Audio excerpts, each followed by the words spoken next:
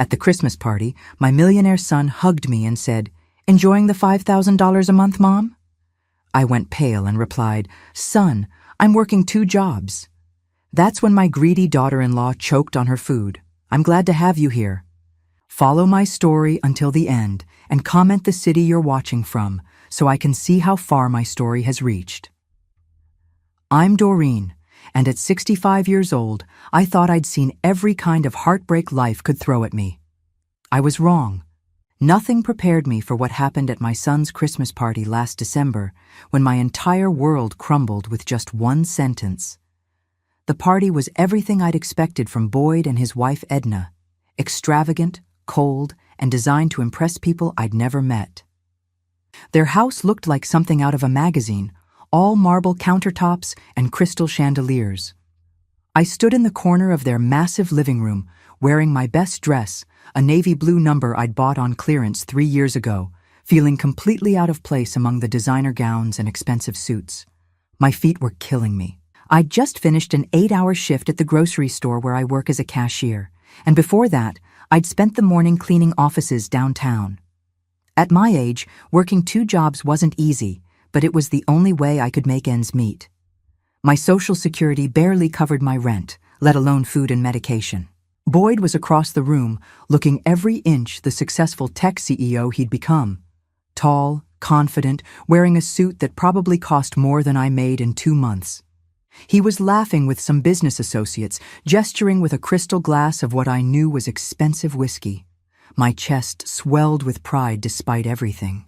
He'd worked so hard to get where he was, and I'd sacrificed everything to make sure he could. Edna floated between groups of guests like she owned the world. She'd always been beautiful, blonde, perfectly put together, with the kind of confidence that comes from never having to worry about money. But there was something cold in her green eyes whenever she looked at me, something that made me feel small and unwanted. I was reaching for a small sandwich from the appetizer table when Boyd approached me. He'd had a few drinks. I could tell by the slight flush in his cheeks and the way he moved just a little too confidently. "Mom," he said, wrapping his arm around my shoulders in what looked like an affectionate gesture, but felt somehow calculated. "You're looking good. Really good." "Thank you, sweetheart," I replied, trying to ignore how forced his smile seemed. "This is a lovely party. You and Edna have outdone yourselves."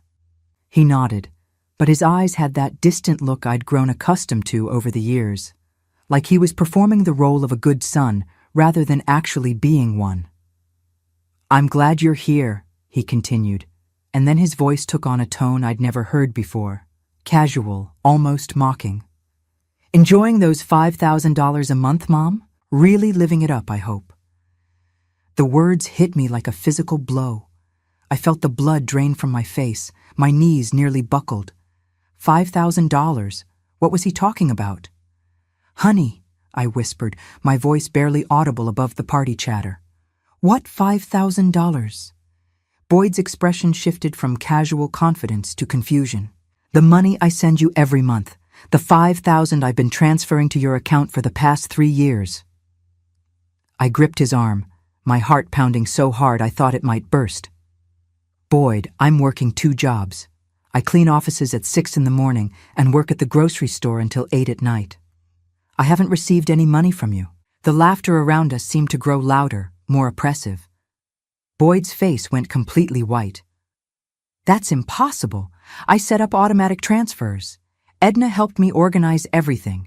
She said you were probably too proud to mention it, but that you needed the help." At the mention of her name, we both turned to look at Edna.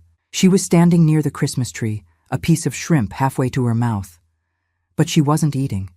She was staring at us with the expression of someone who'd just seen a ghost. Our eyes met across the room, and in that instant, I saw the truth. The guilt, the panic, the desperate calculation in her face told me everything I needed to know. The color drained from her carefully made-up complexion, and then she started choking. Not choking on the shrimp, choking on the realization that her secret was out. The piece of seafood fell from her hand as she grabbed her throat, making horrible gasping sounds, but I could see it wasn't the food causing her distress. It was fear, pure, undiluted fear. Boyd rushed to her side, patting her back, asking if she was okay.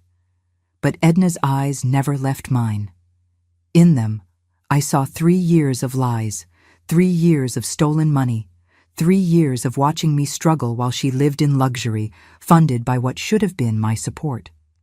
The room felt like it was spinning. Guests were starting to notice the commotion. Someone asked if they should call a doctor.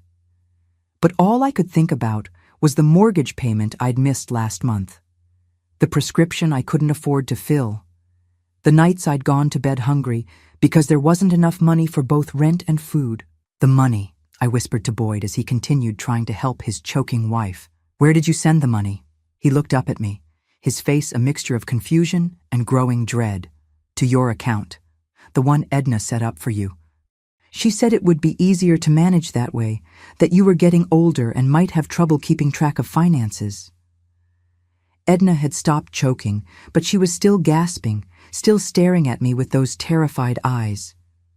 She knew I knew, and she knew that her perfect little world was about to come crashing down. I felt something cold and hard settle in my chest. Not anger, not yet. Just a terrible, crystal-clear understanding of how completely I'd been betrayed by the 2 people who should have protected me most. The party continued around us, but everything had changed. The laughter sounded hollow, the lights seemed dimmer, and I realized that this beautiful house, this lavish lifestyle, this perfect Christmas celebration, it had all been built, at least partially, on money that was meant to keep me from working myself to death at 65. Edna finally caught her breath, straightening her expensive dress and trying to compose herself. But her hands were shaking, and when she looked at me again, I saw something I'd never seen in her eyes before. She was terrified of me. And for the first time in 3 years of struggle and sacrifice, I felt something other than exhaustion and resignation. I felt power. Standing in that opulent living room, watching my daughter-in-law's face flush with guilt and panic, my mind drifted back to a time when Boyd needed me more than anything else in the world. It seems almost cruel how memories work. In your darkest moments, they remind you of everything you've lost. I was 32 when my husband Robert died. A heart attack at 35. No warning, no time to prepare. 1 minute, he was laughing at Boyd's silly 5-year-old jokes over breakfast. The next minute, he was gone, leaving me with a kindergartner and a mountain of medical debt that insurance barely touched. Those first months after Robert's death were the hardest of my life. Boyd would wake up crying for his daddy every night, and I'd hold him in our tiny apartment, both of us grieving in our own ways. I remember one particular evening when he looked up at me with those big brown eyes, the same eyes that now looked at me with such distance, and asked when Daddy was coming home. "Daddy's not coming home, sweetheart," I'd whispered, my own tears falling onto his small head. "But Mommy's here. Mommy will always be here." And I was. I was there for everything. I worked 3 jobs to keep us afloat. I cleaned offices before dawn, worked at a diner during the day, and took in sewing at night after Boyd went to bed. My fingers were constantly pricked and swollen from the needlework, my back ached from the cleaning, and I lived on maybe 4 hours of sleep a night. But Boyd never knew we were struggling. I made sure of that. When he wanted to join Little League, I sold my wedding ring to pay for the equipment and fees. When he needed new school clothes, I wore the same 3 outfits for 2 years so he could have what the other kids had. When he got sick, I worked double shifts to pay for doctor visits because we didn't have health insurance I could afford. I remember the night Boyd came home from school, excited about a field trip to the Science Museum. The permission slip required a $25 fee. I looked at that piece of paper and felt my heart break. I had $12 to my name, and rent was due in 3 days. That night, after Boyd fell asleep, I walked 6 blocks to the pawn shop and sold my mother's necklace, the only piece of jewelry I had left from my family. The pawnbroker gave me $30 for something that was probably worth 10 times that, but I didn't argue. Boyd went on that field trip, and he never knew what it cost me.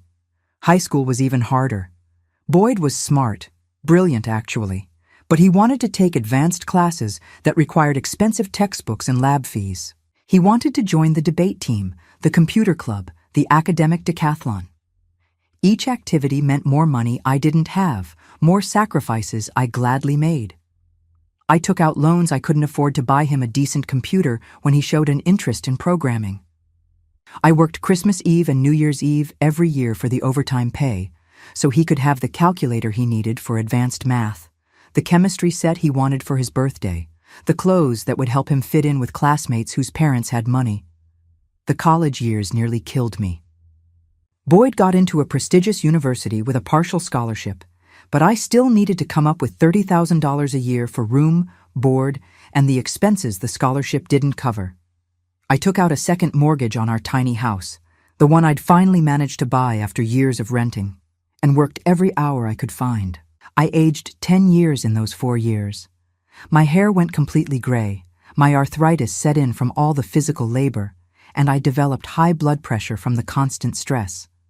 But every time Boyd called home to tell me about his grades, his internships, his plans for the future, it felt worth it.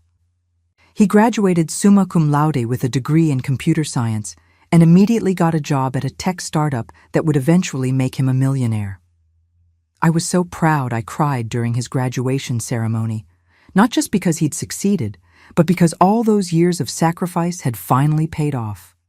But something changed after graduation. Boyd moved across the country for his job, and our phone calls became less frequent. He was busy, he said. Important meetings, big projects, networking events. I understood he was building his career just like I'd always wanted him to. Then he met Edna. I knew from the moment I met her that she didn't like me. It wasn't anything she said directly. Edna was too sophisticated for that. It was the way she looked at my worn-out clothes, my calloused hands, my small house with its outdated furniture. I could see her calculating my worth and finding me lacking. She started subtly discouraging Boyd from visiting. Suddenly, every time he planned to come see me, there was a work emergency or a social obligation that Edna deemed more important. When I called, she would answer the phone with a cool politeness that made it clear I was interrupting something more significant. "Boyd's in a meeting," she'd say, or, "He's really overwhelmed with work right now, Doreen. Maybe try calling next week." Gradually, the calls stopped coming altogether. Birthday cards became the extent of our communication. Boyd would send expensive gifts, things I couldn't use or afford to maintain, like silk scarves or electronics I didn't understand. But he stopped asking how I was doing or if I needed anything. I told myself it was natural. Sons grow up, move on, start their own families. I'd done my job raising him, and now he was living his own life. The loneliness was just part of being an older woman whose child had become successful. But standing in their mansion, looking at the crystal chandeliers and marble floors, calculating how much their furniture cost compared to my monthly income, I realized something that made my chest tighten with a pain I'd never experienced before. All those years of sacrifice, all those nights I went hungry so he could eat, all the times I worked myself to exhaustion so he could have opportunities. None of it had taught him the value of taking care of family. Edna had convinced him that I was somehow beneath them, that my struggles were my own fault, that helping me was charity rather than love. And while I'd been working 2 jobs at 65, cleaning toilets and standing on my feet for 14 hours a day, they'd been living in luxury, believing I was getting money I never saw. The worst part wasn't the betrayal. It was the realization that the little boy I'd held through nightmares, the teenager I'd sacrificed everything for, the young man I'd been so proud of, had become someone who could forget me so completely. As I watched Edna struggle to regain her composure, still avoiding my eyes, I felt something shift inside me. The grief and confusion were still there, but underneath them was something harder and colder. For the first time in my life, I wasn't thinking about what was best for Boyd. I was thinking about what was best for me. The days following the Christmas party passed in a blur of uncomfortable silence and difficult conversations. Boyd had insisted on driving me home that night, his face pale and drawn as we sat in his expensive car outside my small duplex. He kept apologizing, his voice shaking with confusion and what I hoped was genuine remorse. "Mom, I swear I had no idea," he'd said. gripping the steering wheel so tightly his knuckles were white. "I've been sending that money religiously. Every month, $5,000 transferred to the account Edna set up." I'd nodded, too exhausted and emotionally drained to say much. "I believe you, sweetheart. But we need to figure out what happened to it." 3 days later, Boyd called and asked if he could come over. His voice was different, harder, angrier than I'd heard it in years. When he arrived at my door, he looked like he hadn't slept since the party. His usually perfect hair was disheveled, his clothes wrinkled, and there was something in his eyes that reminded me of the little boy who used to run to me when he was hurt. "We need to talk," he said, settling onto my worn couch with a thick folder of papers. "I've been doing some investigating." I poured us both coffee in my mismatched mugs, the only ones I had left after selling most of my good dishes last year to pay for a car repair. Boyd spread the papers across my coffee table, pointing to bank statements and transfer records with a trembling finger. "Here," he said, his voice tight with controlled fury. "This is the account I've been sending money to for 3 years. Look at the name on it." I leaned forward, squinting at the small print. The account was indeed in my name, Doreen Elizabeth Crawford, but there was something off about the address. Instead of my duplex on Maple Street, it listed an address I didn't recognize. "That's not my address," I said slowly. "I've never seen this account before in my life." Boyd's jaw clenched. "The address belongs to a mailbox rental place downtown. Edna has been intercepting all the statements. She told me she was helping you manage your finances because you were getting older and might have trouble keeping track of things." The words hit me like a slap. "She said I was getting senile?" "Not in those words, but—" Boyd ran his hands through his hair. "God, Mom, I'm so stupid. She made it sound like she was protecting you. She said you were proud and might be embarrassed about needing help, so it was better if I handled everything through her." I stared at the bank statements, watching the numbers blur as tears filled my eyes. Month after month, $5,000 had been deposited into this fake account. But the withdrawal patterns told a different story entirely. The money wasn't being saved or carefully managed. It was being spent, often within days of each deposit. "What has she been spending it on?" I asked, though I wasn't sure I wanted to know the answer. Boyd pulled out another set of papers, credit card statements and receipts he'd apparently gathered from their home. Spa treatments, designer clothes, girls' trips to wine country with her friends, that expensive gym membership she just had to have, the personal trainer, the weekly manicures, the shopping sprees. As he read off the list, I felt a strange detachment settle over me. While I'd been skipping meals to afford my arthritis medication, Edna had been getting $100 facials. While I'd been wearing the same winter coat for 8 years, she'd been buying designer handbags. While I'd been lying awake at night worrying about money, she'd been living off my son's generosity. Generosity that had been meant for me. "There's more," Boyd said quietly, and something in his tone made my stomach clench. I found emails. Correspondence between Edna and her sister, her friends. She's been bragging about it. He handed me printed copies of email exchanges, and as I read them, I felt something cold and hard crystallize in my chest. "You should see how easy it is to manage Boyd's guilt about his mother," one email read.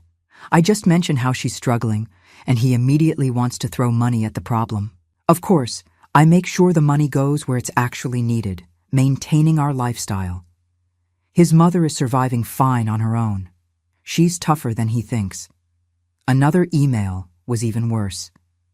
"The old woman actually thinks Boyd doesn't care about her anymore. It's perfect. She's too proud to ask for help directly, and Boyd feels like he's doing his duty by sending money. Meanwhile, I get to enjoy the benefits without having to deal with a needy mother-in-law constantly asking for handouts." But the email that broke my heart was the most recent one, sent just 2 weeks before the Christmas party. "Boyd keeps talking about having his mother over for Christmas.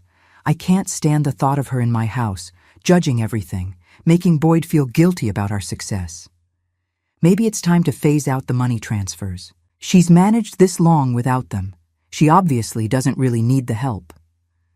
I set the papers down with shaking hands. Boyd was watching me carefully, his face a mixture of rage and guilt and something that might have been fear. "Mom," he said softly, "I am so sorry. I trusted her completely. I thought I was taking care of you." I looked around my small living room, at the furniture I'd bought secondhand 20 years ago, the carpet worn thin from use, the windows that needed replacing, but that I couldn't afford to fix. Then I thought about Edna's mansion, with its marble countertops and crystal chandeliers and rooms bigger than my entire house. "Where is she now?" I asked. "At her sister's.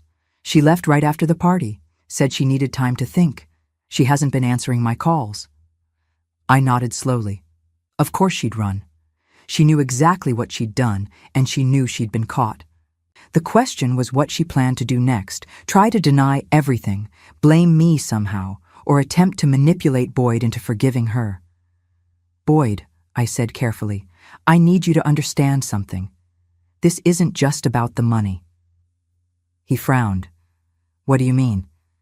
"She didn't just steal from me. She stole 3 years of your love, your concern, your care.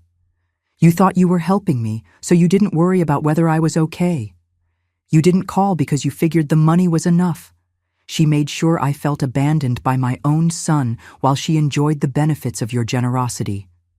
Boyd's face crumpled, and for a moment he looked exactly like the little boy who used to cry in my arms after his father died. "I abandoned you," he whispered.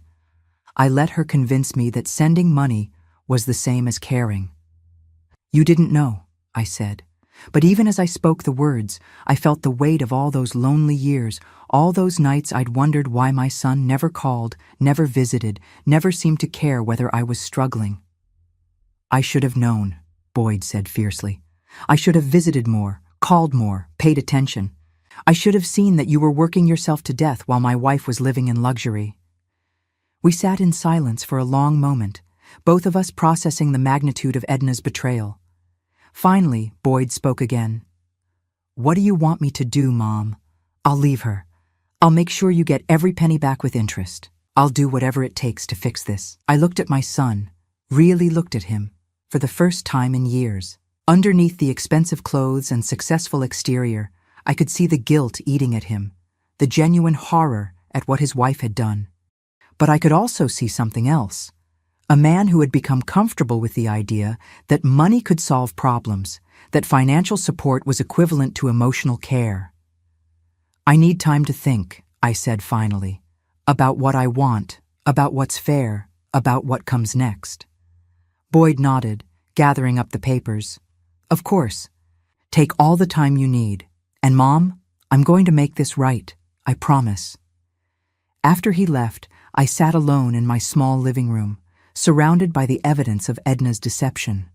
But I wasn't thinking about the money anymore, or even about the betrayal. I was thinking about power and how completely I'd given mine away without even realizing it. For the first time in years, I was thinking about what I wanted instead of what everyone else needed from me. And what I wanted was something Edna had never considered possible. I wanted to win. 2 weeks had passed since Boyd's revelation about the fake bank account, and I'd been doing my own investigating. At 65, I might not have understood computers the way my son did, but I understood people, and I understood records. Years of managing household finances on a shoestring budget had taught me to pay attention to details that others might miss. I was sitting at my kitchen table with a cup of tea, surrounded by papers I'd requested from the bank, when my phone rang. Boyd's number flashed on the screen, and something in the urgency of the ring told me this wasn't going to be a pleasant conversation. "Mom," his voice was strained, exhausted. "We need to talk. Can I come over?" "Of course, sweetheart." 20 minutes later, Boyd stood at my door looking worse than I'd ever seen him. His face was haggard, his clothes rumpled, and there was a defeated quality to his posture that reminded me of the day his father died. Behind him stood a woman I didn't recognize, middle-aged, professional-looking, carrying a briefcase. "Mom, this is Patricia Williams. She's a forensic accountant. I hired her to dig deeper into Edna's finances." Boyd's voice was flat, emotionless. "What she found. It's worse than we thought." Patricia shook my hand with a firm grip, her expression sympathetic but businesslike. Mrs. Crawford, may we sit down? What I need to share with you is quite extensive. We settled around my small dining table, and Patricia opened her briefcase, pulling out folders thick with documents. Mrs. Crawford, when your son first contacted me, I thought we were dealing with a simple case of financial deception, a wife intercepting money intended for her mother-in-law. But this goes much deeper. She spread out bank statements, credit reports, and what looked like legal documents. Your daughter-in-law didn't just steal the money your son was sending you. She's been systematically manipulating your son's entire financial picture for years. Boyd leaned forward, his hands clasped tightly together. Mom, she's been lying about everything. The house, the cars, the lifestyle. It's all been funded by money she claimed was being spent on various family needs, including money she said was for you. I don't understand, I said, though a cold dread was beginning to settle in my stomach. Patricia pointed to a series of transactions on one of the statements. Your son has been incredibly generous over the years, Mrs. Crawford. Not just the $5,000 a month that was supposed to go to you, but additional money for what Edna claimed were your medical emergencies, home repairs, car troubles, crisis after crisis that required immediate financial assistance. I felt the blood drain from my face. What medical emergencies? What home repairs? Exactly, Patricia said grimly. In the past 3 years alone, Edna claimed you needed $47,000 for various emergencies.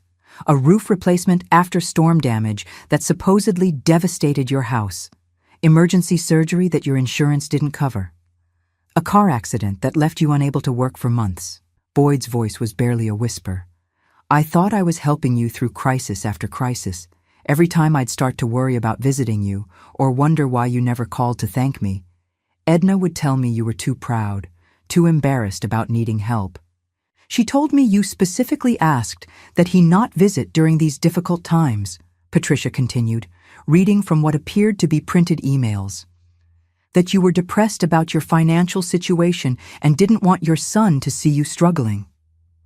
I stared at the papers, trying to process the magnitude of what I was hearing. Not only had Edna stolen the monthly support Boyd thought he was providing, but she'd invented emergencies, created fictional crises, all to extract even more money while ensuring that Boyd stayed away from me. How much? I asked quietly. Patricia consulted her notes. Including the monthly payments and the emergency funds, approximately $230,000 over 3 years. The number hung in the air like a physical weight. $230,000, more money than I'd earned in the last 6 years combined. Money that could have allowed me to retire, to live comfortably, to stop working 2 jobs at an age when I should have been enjoying my golden years. But there's more, Patricia said, and I wasn't sure I could handle any more revelations. Mrs. Crawford, are you familiar with your late husband's family property? The land his grandfather left him? I frowned. You mean the old property upstate? Robert inherited it from his grandfather, but we never did anything with it. It was just wild land, trees, and a creek. After Robert died, I couldn't afford to pay the property taxes, so I assumed it had been sold for taxes years ago. Boyd and Patricia exchanged a look that made my stomach clench. Mrs. Crawford, Patricia said carefully, that property was never sold for taxes. Your daughter-in-law has been paying the taxes on it for 3 years. She also commissioned a land survey and an environmental assessment. Why would she do that? I asked, though something deep in my gut already knew the answer wouldn't be good. Because the state is planning a new highway expansion, and that property is directly in the path of development. The government will be forced to purchase it through eminent domain, and the compensation estimate is between $1, $2, and $8 million. The room started to spin. I gripped the edge of the table, trying to process what I was hearing. Are you telling me that land is worth over $1 million? Yes, ma'am, and legally, as your late husband's widow, you're the rightful owner. But Edna has been positioning herself to claim ownership by virtue of the fact that she's been paying the taxes and maintaining the property. Boyd's face was white as paper. "She's been planning this for years, Mom. The whole time she was stealing from you, making you struggle, keeping me away from you. She was positioning herself to steal your inheritance, too." I thought about all the times I'd wondered what had happened to that old property, all the times I'd felt guilty about letting it go. Robert had loved that land. His grandfather had cleared it by hand, built a small cabin there that had long since fallen down. I'd always meant to visit it, to see if there was anything salvageable, but I'd never had the time or money for such a trip. "She's been going there," Patricia continued. "Maintaining the access road, clearing brush, even having the old foundation surveyed. She's created a paper trail that suggests she's been the property's caretaker for years." "Can she really steal it from me?" I asked. "Not if we act quickly," Patricia said. "But she's been clever about creating documentation that could support a claim of adverse possession. If this had gone on much longer, she might have been able to make a legal case for ownership." I sat back in my chair, overwhelmed by the scope of Edna's deception. This wasn't just about stealing money or manipulating my relationship with my son. She had been systematically planning to steal my husband's legacy, the one thing of real value he'd left behind. "There's one more thing," Patricia said, and her voice was even more careful now. "Mrs. Crawford, we found evidence that Edna has been researching your health insurance, your medical history, your life expectancy." Boyd made a sound like he'd been punched. "What kind of research?" "The kind someone does when they're planning for future inheritance issues," Patricia said delicately. The implication hit me like a cold wind. Edna hadn't just been stealing from me and planning to steal my property. She'd been calculating how much longer I might live, planning for what she could claim after I was gone. I looked at my son, this successful man who'd thought he was taking care of his mother while his wife systematically destroyed me. His face was crumpled with grief and rage, and something that looked like horror at his own blindness. "Boyd," I said quietly, "I need you to understand something. This isn't your fault." He started to protest, but I held up my hand. "Your wife is a predator. She identified you as someone with money and a generous heart, and she exploited that. She identified me as someone with assets and few protections, and she exploited that too. This was a long-term plan, executed with incredible patience and cunning." "But I should have seen it," Boyd said, his voice breaking. "I should have visited more, called more, paid attention to what was really happening with you." "Yes," I said simply, "you should have. But that doesn't make you responsible for her crimes." We sat in silence for a moment, all of us processing the enormity of what Edna had done. Finally, Patricia spoke. "Mrs. Crawford, what would you like to do with this information? We have enough evidence to pursue criminal charges, civil recovery, and to secure your legal claim to the property. But these decisions are ultimately yours to make." I looked at the papers spread across my table, evidence of the most comprehensive betrayal I could have imagined. Then I looked at my son, who was watching me with desperate hope and terrible guilt. "I need time to think," I said. "But Patricia, I want you to do whatever is necessary to secure my legal claim to that property immediately. Today, if possible." "Of course." After they left, I walked through my small house, seeing it differently now. This wasn't just my humble home anymore. It was evidence of how successfully I'd been victimized. Every worn piece of furniture, every outdated appliance, every sign of my years of struggle stood as testimony to Edna's cruelty. But I was done being a victim. For the first time in years, I had power, and I intended to use it.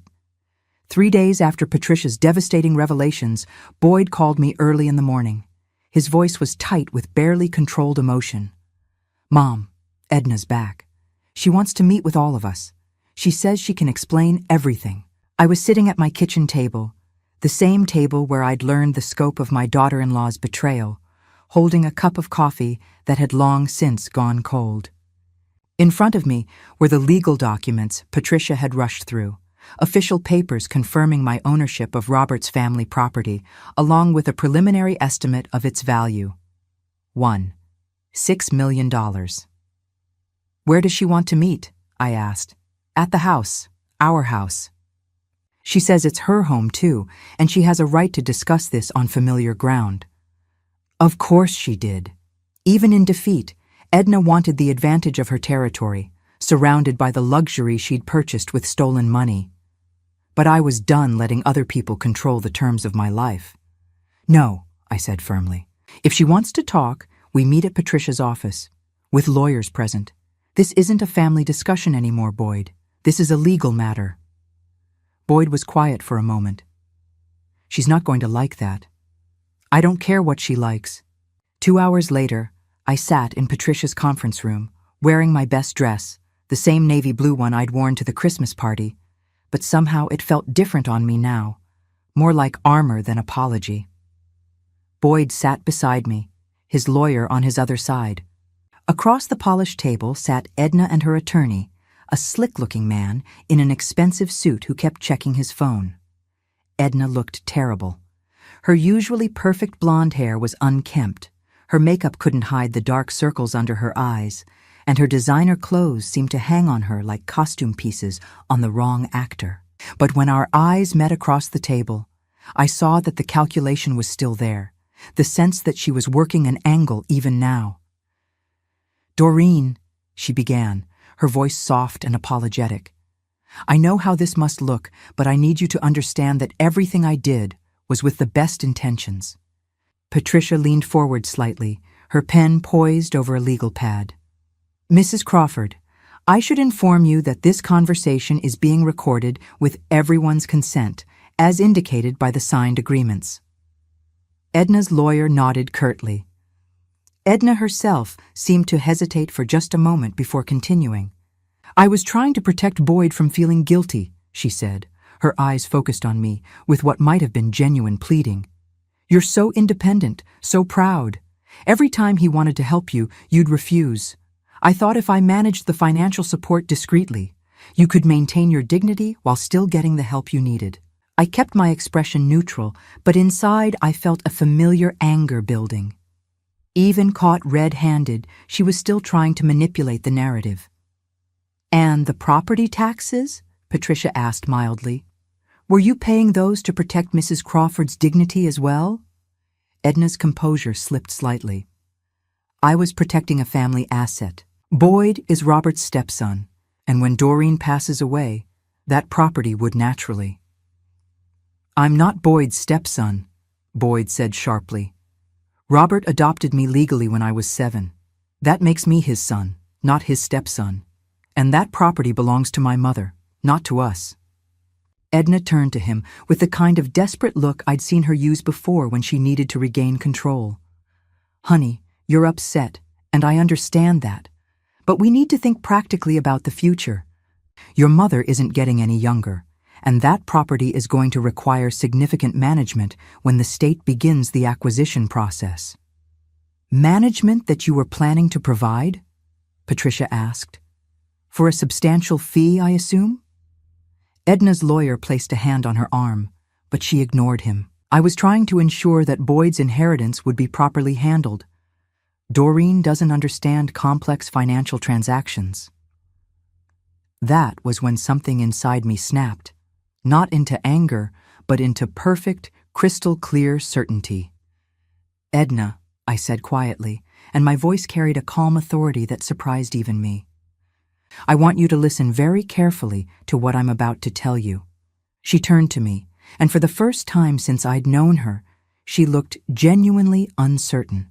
I've spent the last 3 days thinking about everything you've done. The stolen money, the fake emergencies, the lies you told my son to keep him away from me, the way you've been planning to steal my husband's legacy. I paused, letting the words settle in the room. But mostly, I've been thinking about how you made me feel for 3 years, how you made me believe that my own son didn't care about me, how you turned his love and generosity into weapons against both of us. Edna's face was pale, but she was still trying to maintain that manipulative earnestness. Doreen, I never meant for you to feel. You meant exactly that, I interrupted, and my voice was still calm, still controlled. You wanted me to feel abandoned and forgotten. You wanted Boyd to feel like he was doing his duty without having to actually connect with me? You orchestrated our separation because it served your purposes. I stood up, Patricia's documents in my hands. Boyd, I said, turning to my son, you've offered to make this right, to give me back the stolen money, to leave Edna and start over. Boyd nodded eagerly. Yes, Mom, whatever you want. I don't want your money, I said, and I saw the shock on his face. I don't want you to leave your wife for me. I don't want you to upend your life to fix what she broke. Edna's expression shifted to something that might have been hope, but I wasn't finished. I want something else entirely. I want you to make a choice, Boyd. A real choice, based on who you want to be and what kind of life you want to live. I placed the property documents on the table in front of me. I'm going to be a wealthy woman very soon. This property that your wife tried to steal from me is worth more than $1.5 million. I don't need your money anymore, and I don't need your guilt. Boyd's face was a mixture of confusion and hope. What do you need, Mom? I need you to decide whether you want a relationship with me based on love and respect, or whether you want to continue living in a marriage built on lies and manipulation. I looked directly at Edna, whose face had gone completely white. Because here's what's going to happen. I'm going to sell that property and use the money to live comfortably for the rest of my life. I'm going to quit both my jobs and move somewhere beautiful, somewhere I can finally rest. I gathered up my purse and stood to leave. And Edna, I'm going to make sure that everyone, your friends, your family, your social circle, knows exactly what kind of person you are. Not through some public campaign, but through careful, truthful conversations with people who matter to you. Edna's lawyer was frantically scribbling notes, but Edna herself looked like she might faint. But I'm not going to press criminal charges, I continued. And I'm not going to sue you for the money you stole. Do you know why? She shook her head mutely. Because the best revenge isn't destroying you. It's succeeding without you. It's living well while you live with the knowledge of what you've done. I turned back to Boyd one last time. Son, if you want a relationship with me, it has to be real. No more money transfers, no more guilt-driven gestures, just genuine care and respect between a mother and son who choose to be in each other's lives. Boyd stood up, his eyes bright with tears. I want that more than anything, Mom. Then you know what you need to do. I walked out of that conference room feeling lighter than I had in years. Behind me, I could hear Edna's voice, high and desperate, trying to convince Boyd that I was being unreasonable, that she could change, that their marriage was worth saving. But I didn't turn around to see what he would choose. For the first time in my adult life, I was walking toward my own future instead of trying to fix someone else's problems. And it felt like freedom. 18 months later, I was sitting on the wraparound porch of my new house in Asheville, North Carolina, watching the morning mist rise from the Blue Ridge Mountains. The house wasn't enormous. I'd learned that happiness doesn't come from square footage. But it was mine, paid for in full with money from Robert's family property. Every morning, I sat in this same spot with my coffee, marveling at the peace that comes from a life lived on your own terms. The state had purchased the property for $7 million, even more than Patricia's initial estimate. After taxes and legal fees, I'd netted enough to buy this house, set up a comfortable retirement fund, and still have money left over for the kind of life I'd never imagined possible. My phone buzzed on the table beside me, a text from Boyd. We'd developed a routine over the past year, communicating regularly, but naturally, without the forced guilt or obligation that had characterized our relationship for so long. Good morning, Mom. Hope you're enjoying the beautiful weather. Sarah and I are driving down this weekend if you're free for dinner. Sarah, Boyd's new girlfriend, a kind woman who worked as a nurse and treated me like a person rather than an obligation. She was nothing like Edna. Warm where Edna had been cold, genuine where Edna had been calculating. The first time Boyd brought her to visit, I'd watched her carefully, looking for signs of the same manipulative charm that had fooled my son before. Instead, I'd found a woman who listened when I talked, who asked about my life with genuine interest, who helped with the dishes, not because she was performing the role of a good daughter-in-law, but because that's who she was. I texted back, "I'd love that. I'll make my famous pot roast." It had taken Boyd 6 months to leave Edna after that meeting in Patricia's office. 6 months of trying to salvage something from a marriage built on lies, of couples therapy sessions where Edna alternated between tearful apologies and angry accusations. I'd stayed out of it completely, focusing on my own life for the first time in decades. When Boyd finally called to tell me he'd filed for divorce, his voice had been exhausted but relieved. "She fought me on everything, Mom. The house, the cars, even tried to claim she deserved part of your property settlement because she'd managed the family finances for years." Edna had gotten nothing in the divorce except what the law required. Half of the assets that were genuinely Boyd's, none of the money she'd stolen from me, and certainly none of my property settlement. Her lawyer had tried to argue that she deserved compensation for the care management she'd provided, but Patricia had dismantled that argument with cold efficiency. The last I'd heard, Edna was living in a small apartment across town, working as a receptionist at a dental office. Not the dramatic downfall some people might have wanted, but a quiet reduction to the kind of ordinary life she'd always disdained. Boyd occasionally mentioned seeing her around town, looking older and harder, but they never spoke. I'd kept my promise about not pressing criminal charges, but I'd also kept my promise about making sure people knew who she really was. Not through any dramatic confrontation or public exposure, but through the kind of careful, truthful conversations that matter in a small community. When her friends asked why Boyd had left her, I simply told them the truth when asked. When people wondered why she'd moved out of the mansion, I explained about the stolen money and forged documents. The truth, it turned out, was more powerful than any revenge I could have planned. My neighbor, Mrs. Patterson, emerged from her own house next door, waving as she headed to her garden. She was 82, a widow like me, and over the past year she'd become the kind of friend I'd never had time for when I was working 2 jobs and worrying about money. We shared recipes, watched old movies together, and sometimes just sat on our respective porches in comfortable silence. "Morning, Doreen," she called. "Coffee's especially good today, isn't it?" "Perfect weather for it," I called back, and marveled again at how such simple pleasures had become precious to me. I'd quit both my jobs the day the property sale was finalized. Walking out of that grocery store for the last time, hanging up my cashier's vest, had felt like shedding a skin I'd outgrown years ago. The cleaning job had been even easier to leave. I'd simply called the company and told them I was retiring. Retirement. At 66, I was finally doing what most people did in their 60s, enjoying the fruits of a lifetime of work, spending time on hobbies and relationships instead of survival. I'd taken up painting, something I'd always wanted to try, but never had time for. My small studio was set up in what had been intended as a formal dining room, easel positioned to catch the mountain light. I wasn't particularly good at it, but that wasn't the point. The point was having time to be bad at something new, time to improve slowly, time to create something just for the joy of creation. My phone rang, interrupting my peaceful morning thoughts. Patricia's name appeared on the screen. "Good morning, Patricia. Please tell me this isn't about legal problems." Her laugh was warm. "Nothing like that, Doreen. I'm calling with good news. Remember that class action lawsuit against the financial management company that Edna used to hide your money? Of course.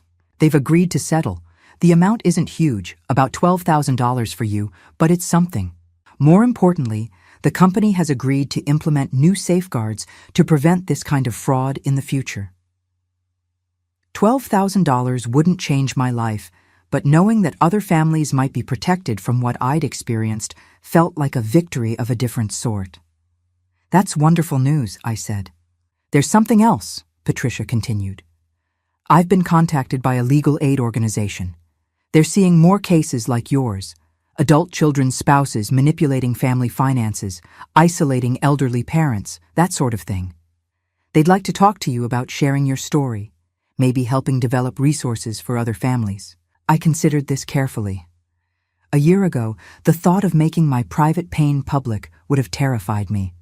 But now, with the security of financial independence and the clarity that comes from having survived betrayal, It felt like an opportunity to transform my experience into something useful.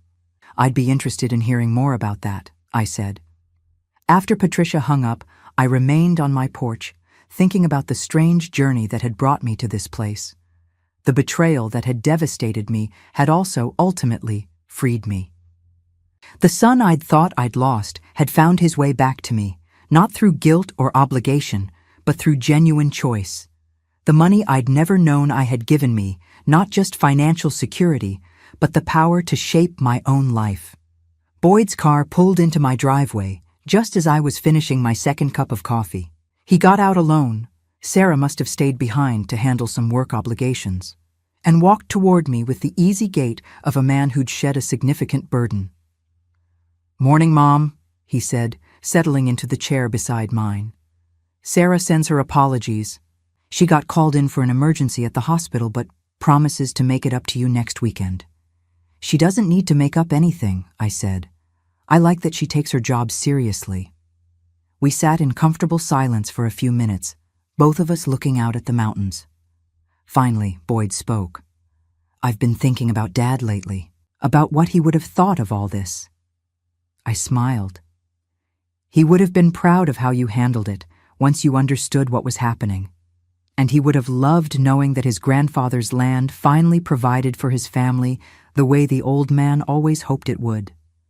"Do you think he would have seen through Edna sooner than I did?" It was a question Boyd had asked in various forms over the past year, and I understood the guilt that drove it. But I'd also learned something about forgiveness, not the kind you give to others, but the kind you give to yourself. Your father was a good man, but he wasn't magic, sweetheart.